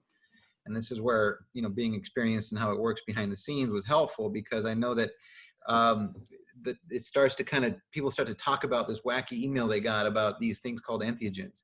And so we did that enough times that the conversation was building up. Then we just dropped off Michael Pollan's book, How to Change Your Mind, with every council member's box. So we said, this is a gift to them. And then put it there. And then we had a bunch of events, particularly the one Larry mentioned, which was our one when we had about 150 people show up. We took a bunch of pictures, we took video of the speeches, and then we just started blasting council with that and made sure to get the numbers, lots of people, so they see, whoa, this is happening in Oakland. Look how many people there are there. Okay, this is happening. All this is what we did before we even got in to see them. So we started with an information education campaign, and then we went in and started sitting in their lobbies to talk to them. And then at that point, we brought a bunch of doctors, nurses, therapists, psychiatrists, community activists. It's important to have science, but also important to have people to give community testimony. So we had people from the Latino community, from the Black community, from Asian community, from European white community, all talking about how these had helped them in their life and giving very powerful testimony. And so in some cases, people were brought to tears by some of the testimony. And it's like, you have the science, you have the people. How can we not be interested in this? And then so we just kept building and building until we found our sponsor. And it took us about 3 months of this before we found a council member who said, okay, I'll take it up. And I think maybe a little bit before that too is even like, you know, the value of, I know this isn't supposed to be, I don't know if I'm breaking any rules, Jayson, just let me know. But the value of having an educational or multiple educational organizations that have already built community, integration organizations that have already built community, because there are a few of us, like, you know, I'm part of ERIE, Entheogenic Research Integration Education, San Francisco Psychedelic Society, other groups too. With Erie, we've been talking to speakers for, a while. So, one or two speakers also has a community of people and these types of things. So really tapping into your speakers to find out where their communities are and if they know people around there. And then, really kind of like making this kind of it's a co-creative / non-co-creative process. It's like, here's the thing, here, would you like to offer some feedback? We'd like you to check it out, but, have kind of that sort of tangible thing to show people. And I think that was really a big part of it too, is like, we're definitely spoiled being in the Bay Area because you're looking at, years and years and years, decades of work that's been done here, but probably in Portland too, so it's just a matter of finding and tapping into that. And then also understanding that, sometimes a doctor is going to want to speak arm's length away. Oh, I heard about this research, or when a patient comes in, they say this, or instead of like, well, I'm working with this person or that type of thing. So also understanding the dynamics of like, because as Carlos said, it's strange that we can change the law, but then we have to change the criteria for not getting your license suspended. It's like almost like another layer of law upon it. So the medical practitioner can't actually work in community because they're more worried about insurance or losing their license than they actually worried about getting arrested. So, which is an interesting, I've never really thought about that too much in terms of dynamics of power, but it's a good thing to like ponder for a bit. I don't know. But yeah, I think that was a big part of it. Yeah. Sorry, go ahead. Yeah, I've been pondering on that a little bit. And so I did want to jump in here and ask while you were on that subject. So Measure 109, which is one of these big statewide, like multi-million-dollar campaigns that's getting tons of support, they are proposing a real structured way of who is going to be able to, let's just say, be the sitter or the administrator of the entheogenic experience. And, that is going to be passed by our state, like, health authority. And so what kind of person or what kind of limitation or safety guides or what happens when we pass like one of these community people are allowed to do it? What are the guidelines for who can be a sitter, I guess? May I take that one first? And I want to say that, it's interesting because many of the therapists that I've met, I'm relatively new into this psychedelic space since October 2018, or plant medicine healing work. And what was really interesting is how many doctors, nurses, therapists, psychiatrists I was meeting who had their experiences in another country, sitting in community, right? And everybody had great things to say about it. And I heard very few, if any, horror stories about the experience. So if you think about that, basically what I'm saying is that community practice has already been happening, and it's been happening very safely. And so the idea that it's more risky, I think there's very little evidence to suggest that that's the case, to show that that's the case. It's really just about being held in community by somebody who knows what they're doing, or having the education to approach your own experiences with information education that's available pretty abundantly to us. My own experience was behind a closed door with 5 grams and just shut the door and went in because I had no other choice but to go in. So yeah, that's my thoughts on it. That worked for me too, Carlos. Like personally, that was my approach and what like cracked the nut for me, etc. But like, what if I, Jayson, guy who has tons of access to people coming to me in meetings, is just putting people in rooms and giving them 5 grams, and I'm like, hey, I'm just a community guy and go in this room. And like, for the most part, that's going to be good, but there's no, like, is there no guidelines, or? Are you speaking about for kind of the framework for Ochi, or?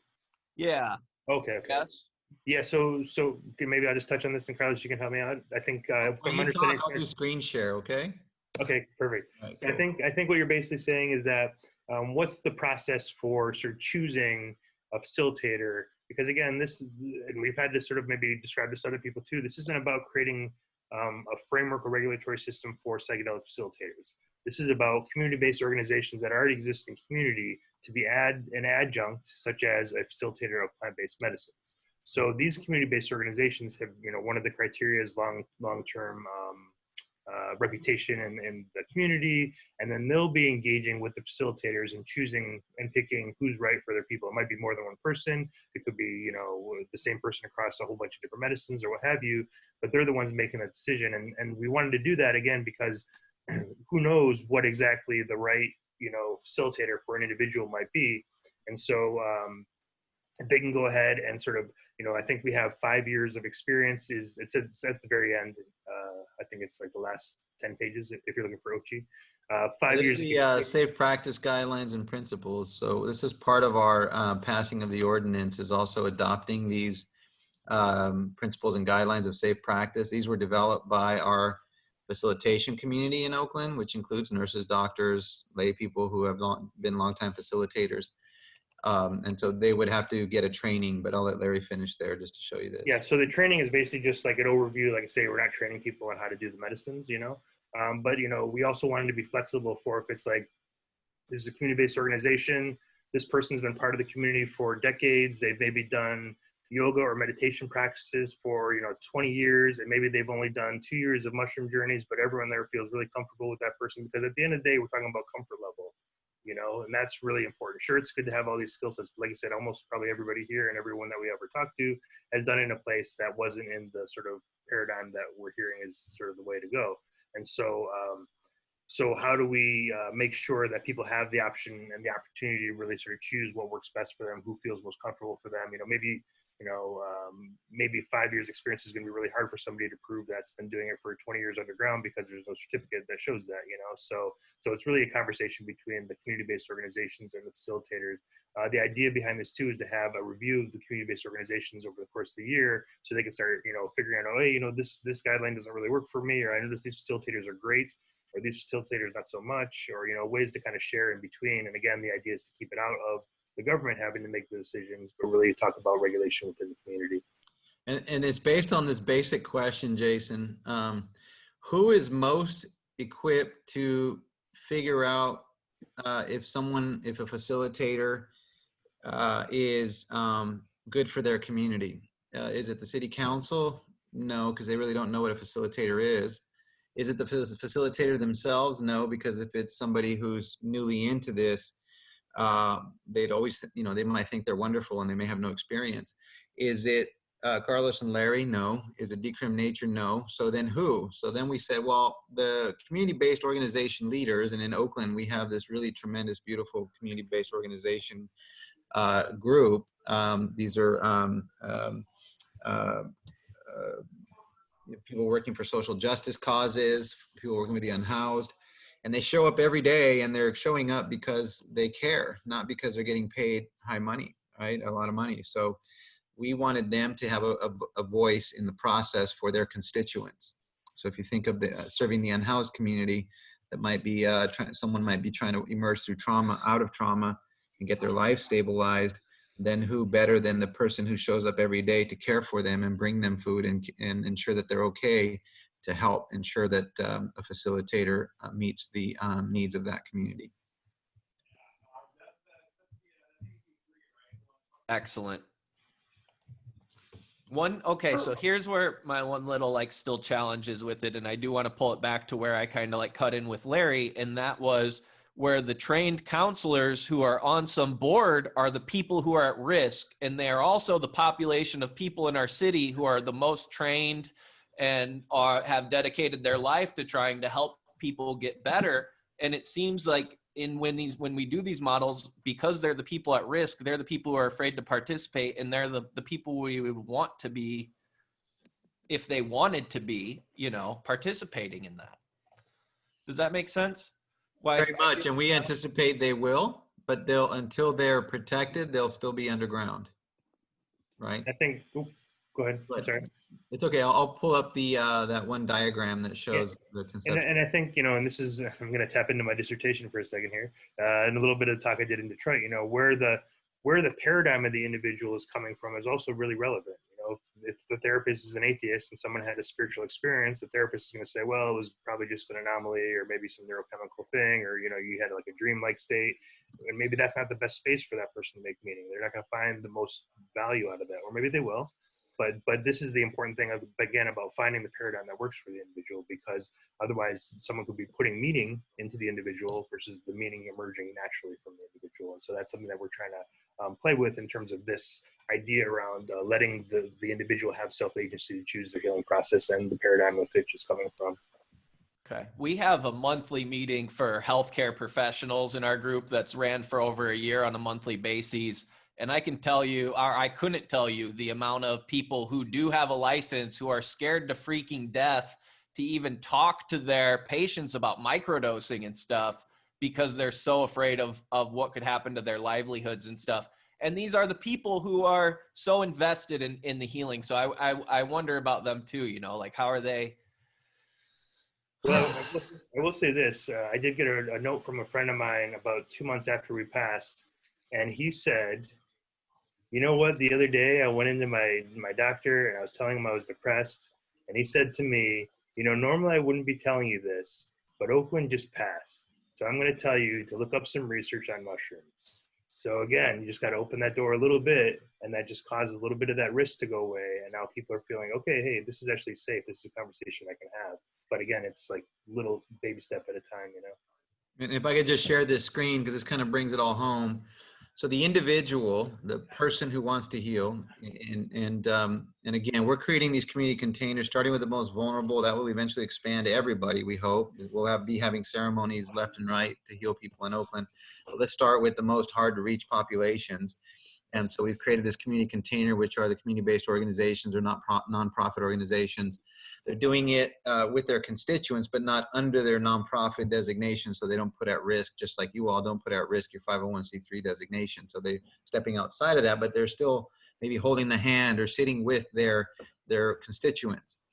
And serving them are the subject matter experts. Now, here we shift the paradigm, because it's not me going to an expert to tell me how to heal.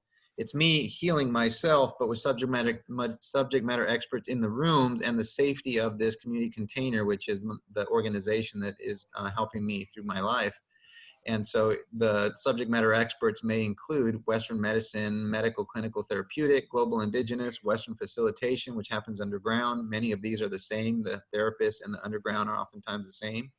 And then your urban inner city community models. We already have these really rich models of healing in our communities. And so it's integrating all of these to create containers of support for the individual's healing.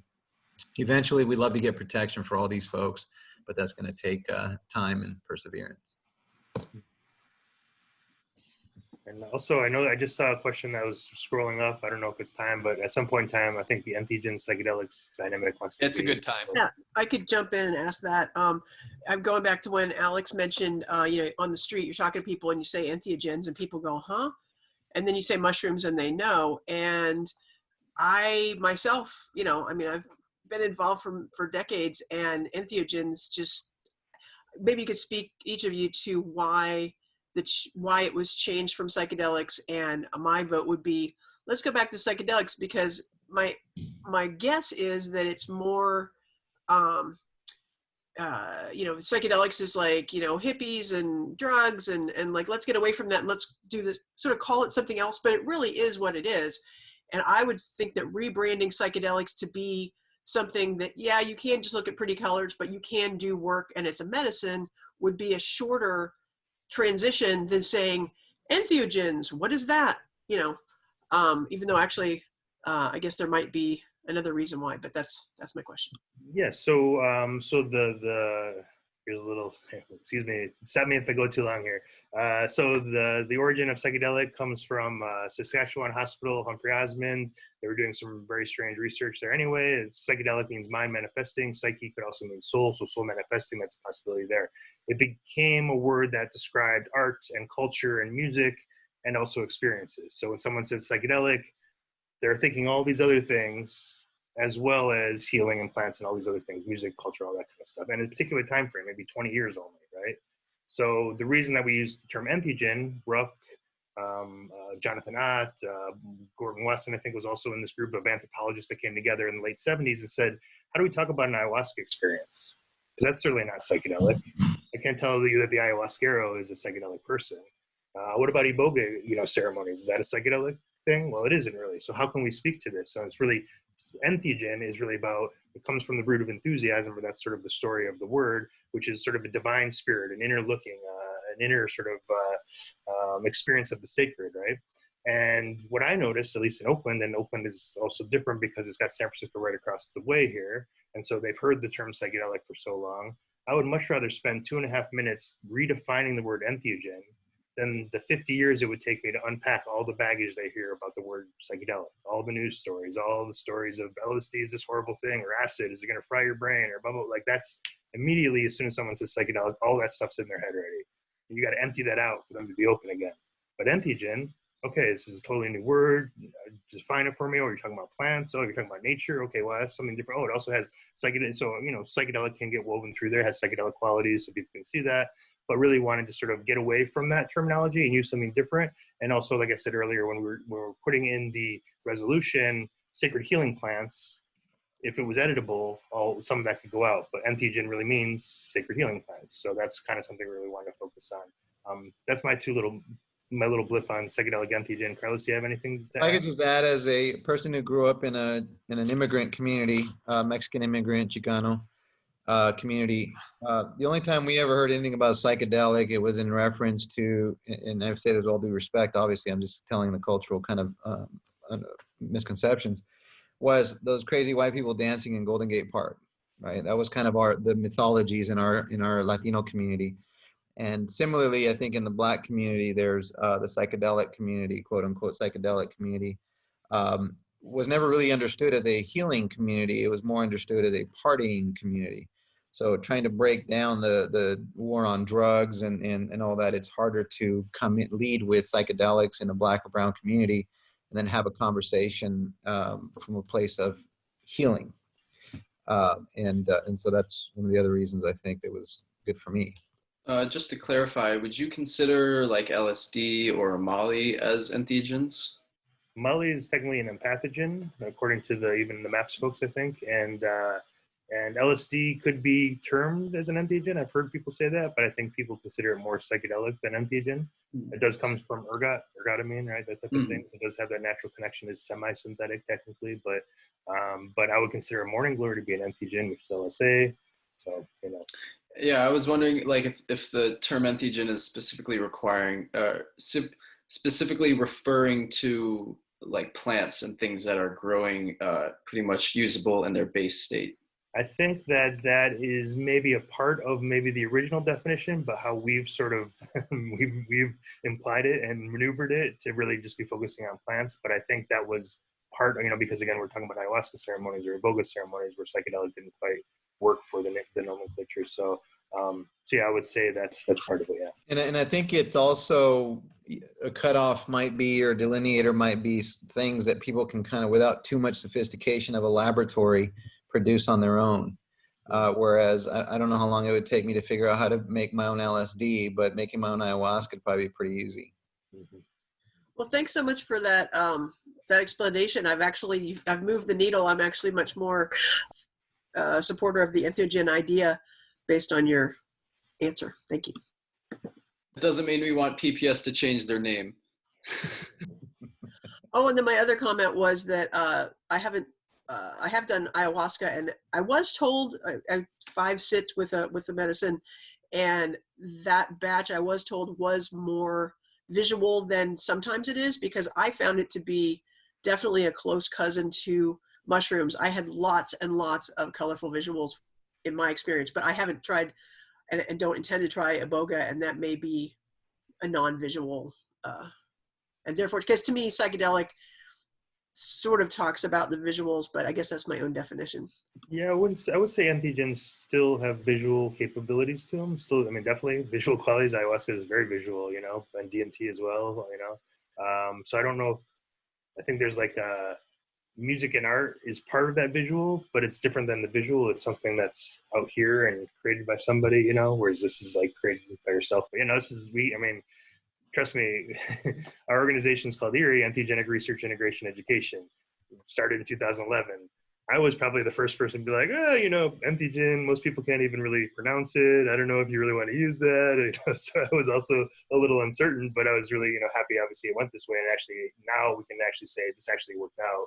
Whereas before it was like, ooh, I don't know, is this going to work or not? And I think it's been great. You know, even watching city council members stumble over the word, it like forces like a brain like, boop, you know, it's like, oh, and you know, they have to like stop for a second and say it, so they can't just put psychedelic kind of baggage or thought process or other things that they've stigma, you know, because we're really trying to break a lot of stigma too. It doesn't come out, it like gets stuck on their tongue until they can get it out. So I do want to say though that in our community, the Psychedelic Society played a really big and important role in getting turnout, because there's a lot of gravitation towards the word psychedelic, particularly in communities that have had long experiences or family members who experience psychedelics. And so it is a nice entry point where entheogenic societies, and obviously there's the 501c3 educational, right? There's the psychedelic societies, entheogenic societies are really there to teach people, whereas Decriminalize Nature is much more of an action-based change policy and law organization. So psychedelic society is kind of an entry point for the layperson to get involved because it's out there, whereas entheogen tends to be more the people who really care about the plant medicines and want to teach or learn about those. And then nice transition into Decriminalize Nature, which then is those who now want to take that into action and change policy and law. So they all sort of work really well together, in my opinion. yeah, absolutely. And I think also this process is kind of like an integration process, you know, taking the insights we have from our experience and actually making change happen in the world, which for me is a big part of this work, you know. So it's nice we have to actually do the thing we're talking about too, right? Yeah. Well, thanks for pointing that out, because I know I was surprised at how difficult entheogens, it's really not that hard.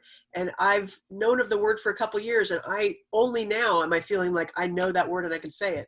So it is a fresh thing, and it's really, it's not hard, but when you first see the word, it's different. Yeah, for sure.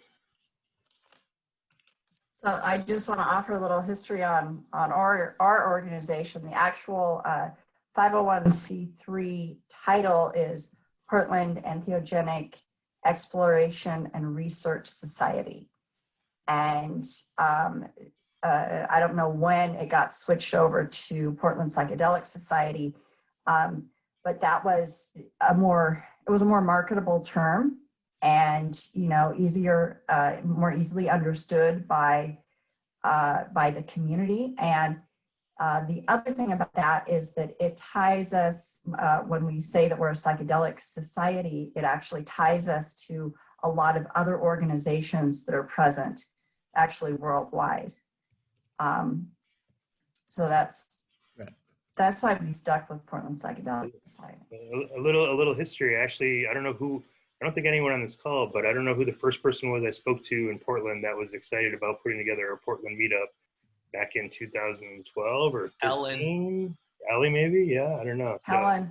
So yeah, maybe that was it. Yeah. So it's been kind of fun to watch you guys grow and, morph and change and move and all that kind of stuff. It's been a beautiful journey. Yeah, and you're right. It's amazing what's happening, right? For sure. You're right in that it's much easier to organize large turnouts with a psychedelic society because more people just know what that is.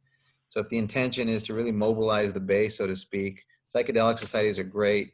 If it's really about educating people on plant medicine, and then entheogenic societies are great. And then shifting all of that into action is Decriminalize Nature's. Yeah, and like for convincing your grandma or your city councilors, sometimes it's good to have a word that is not heavily stigmatized. Great point. So I have one more question for Carlos and Larry. How do you work with other cities that are wanting to have the success that you have had? I mean, do you have meetings with them, and do you have, do you come up with plans for them? How do you do that? Now we do this. You want to say what this is, Larry? Sure, yeah. Go ahead. Oh, okay. Okay. So, this is you have an older version here, the almost final. Okay. Pretend it's final. The process is like, it changes for every city, and in some cities like get really excited, and some don't, and some like, are ready to go and then kind of fizzle away, you know. So it's kind of this like, it's like breathing, you know, it's like there's a rhythm to it for sure. But typically what happens is people will start, you know, they'll contact us, they'll get the info packet, which is here. They start to engage with us. We were doing national webinars about monthly or every 2 months over the course of the time that we've been here. Since Corona started, we're actually doing individual meetings. So we could just, okay, let's meet with the Portland team and let's chat about everything that's going on and help you out with the next questions you might have and this, that, and the other. So that's also been helpful. And then also, then like kind of weaving that in, some groups like Ann Arbor, they did one for a regional thing for Michigan. So now they're inviting all the Michigan cities themselves. So that's really a big part of this is like, you know, we are there to support, but we want to encourage leadership to grow in each individual city, because that's why Michigan can then reach out to everyone in Michigan that we couldn't necessarily, because it's just closer by and people are more familiar with that. So a really big part of it, this decentralization, the open access, everything else is like empower local leaders, because at the end of the day, if we have a whole team of local leaders that have emerged on their own, learning the lessons of all the things that they maybe made mistakes on like we did, they're going to be a lot more knowledgeable about how to navigate than we would be trying to tell them what we did, because it might not be the only way. Yeah. Carlos, do you want to? Or just, can you see this table of contents? Yes. Yeah. Okay. So yeah, so this is a great tool for us now. It basically has everything you need to get started, including the first agenda for your first meeting of Decrim Nature, if you choose to use that. It's just a good guide to kind of check off the boxes on the important stuff to become fully operational as an organization. So we got the help with Chi Amsterdam joined us. Some of you know him, a great guy. Put a lot of work into helping us put this together, and we just finished this. We'll be sending it out to everybody and then having follow-up calls. So what we encourage is read this. It'll give you the bare bones, the basics of how to organize in your community, and then do a call with us, and then we'll take it from there, and then we engage with you on a pretty permanent basis to the extent you need support. Oh, I was just going to ask if that's available like on your website or? Hopefully by tomorrow. All right. And do you have recommendations for putting together an effective team? Yes, we do. We've got that down to a science, at least here in Oakland. This is our sort of concentric circle model that we talk about. Actually, we don't have a slide on that. We should put one in there, Larry. Sure, yeah. But the inner circle really is a group of people who absolutely share values. And that's critical, because if you have someone in the inner circle who wants to do commodification of plants, maybe it's someone who comes out of high tech and is into corporatizing of plants, which is, that's, you know, whatever, that's not this. And then you have someone else who really is about the healing power of the plants, connection to nature. And then another person who maybe is more into pushing it into clinical. Then it's hard to kind of keep focus. So really your core group should be a group that all agree on the values that you're trying to promote. In this case, it's the decriminalization of nature and the values that are core to our ethos. And you'll see those in our presentation. That's your core group. That core group sets kind of the agenda. Everything flows through that core group. Could be 4 or 5 people. Ours was, I think, 5 or 6 people, Larry, right? Mm-hmm. And so we developed our values. We developed our first agendas. And that core group also decides who else to invite into the next concentric circle. And we'd invited in folks like Psychedelic Society leaders into the next concentric circle out, which was about 12 people, 12 to 15 people. And those people in the second tier of the concentric circle, the second circle out, were people who were connected to other communities that were allies. So, or people who brought some level of expertise, maybe a doctor who had been doing entheogens on the side with folks, and people we wanted to speak for us. And the third concentric circle, and by the way, the second concentric circle out is the one who's going to help you organize and get people to events and show up to council meetings and do presentations. The third concentric circle out then is people who are only loosely affiliated with your group. Maybe they give you feedback on resolutions, or they give you feedback on stuff. Maybe they just show up to events.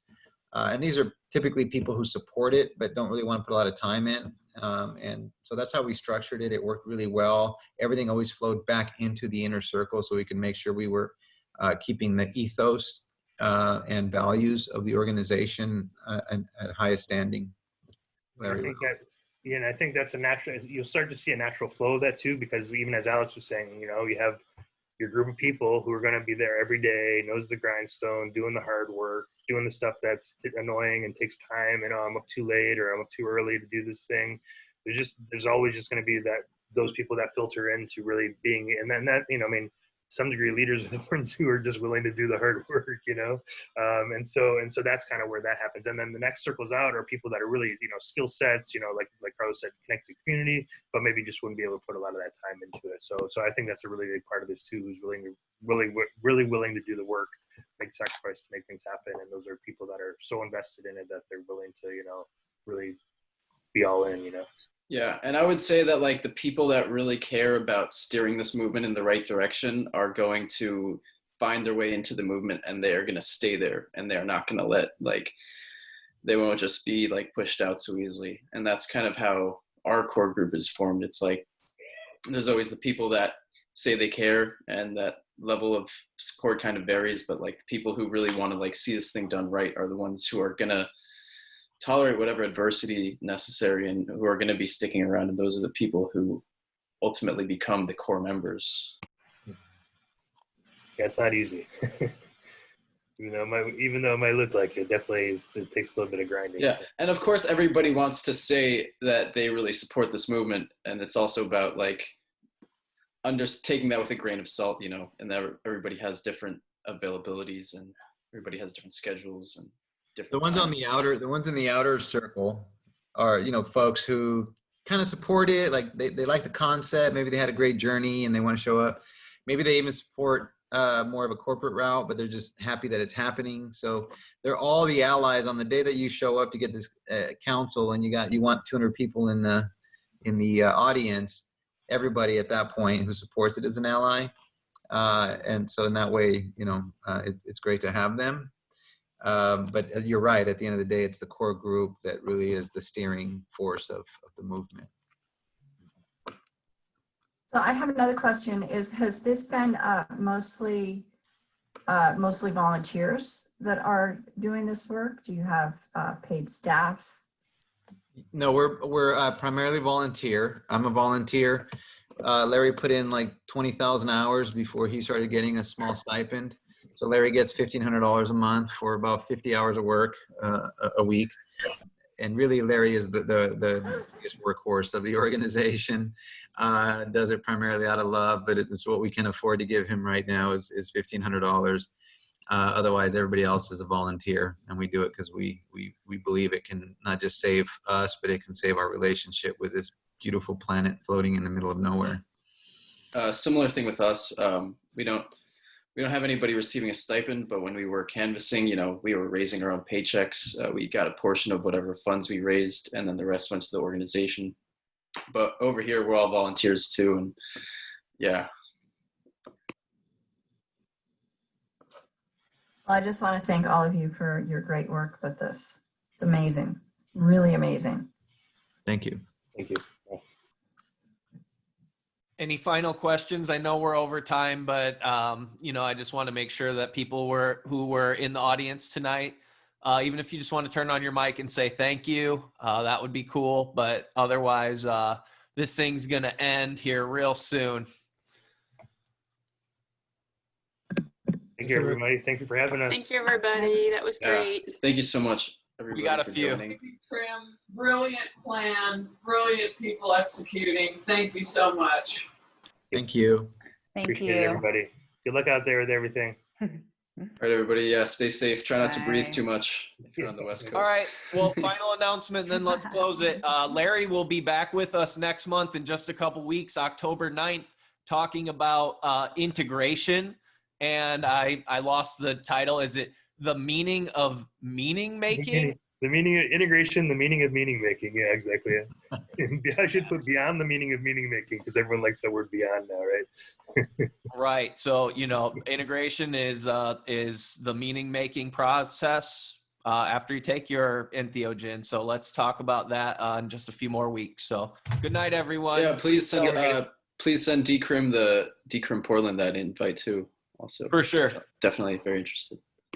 Do you guys have a website or what? Absolutely. We don't have See, our website is not up at the moment, but we do have an email address, which is decriminalizenaturePDX@gmail. We're also on Facebook and Instagram and Twitter under Decriminalize Nature Portland. So, Okay. I'll get in contact with you. all right. Thanks, you. Have a good night, everybody. Everybody have a good night. Thanks, everybody.